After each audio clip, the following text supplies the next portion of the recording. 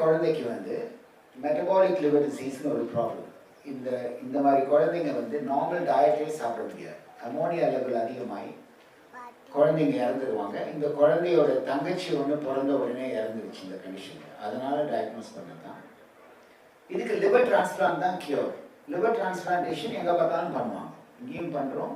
குழந்தைங்களுக்கு liver transplant பண்ணுறது நம்ம ஹாஸ்பிட்டலில் கிட்டத்தட்ட வருஷத்துக்கு 100 டிரான்ஸ்பிளான்ட் பண்ணுறோம். அது ஒன்றும் புதுசு கிடையாது. இப்போ robotic liver transplant, robotic surgery கேள்விப்பட்டிருக்கீங்க எல்லாமே. ரொபோட்டிக்கில் அதாவது மினிமலி இன்வேசிவ், சின்ன ஹோலில் அந்த ரொபோட்டிக் ஆர்ம்ஸ் உள்ளே போய் ஆப்ரேஷன், சர்ஜன் தூரத்தில் உட்காந்து அந்த கையை டைரக்ட் பண்ணி ஆப்ரேஷன் பண்ண வைப்பாங்க. இது வந்து யூராலஜியில் பண்ணுவாங்க, கேன்சர் சர்ஜரியில் பண்ணுவாங்க. இதெல்லாம் பெரிய காம்ப்ளிகேட்டட் ஆப்ரேஷனில் பண்ண மாட்டாங்க. இந்த மாதிரி ரொபோட்டிக்கில் டோனர் ஆப்ரேஷன் பண்ணுவோம். இந்த அம்மா டொனேட் பண்ணாங்க 25% ஆஃப் த லிவர். அந்த லிவரை எடுக்கிறதுக்கு ரொபோட்டிக்கில் பண்ணுவோம். அவங்களுக்கும் ஸ்கார் இல்லாமல் பண்ணலாம். ஆனால் லிவர் டிரான்ஸ்பிளான்ட் அந்த பொறுத்துற ஆப்ரேஷன் இருக்குது பாருங்கள், அது ரொம்ப காம்ப்ளிகேட்டட் ஆப்ரேஷன்.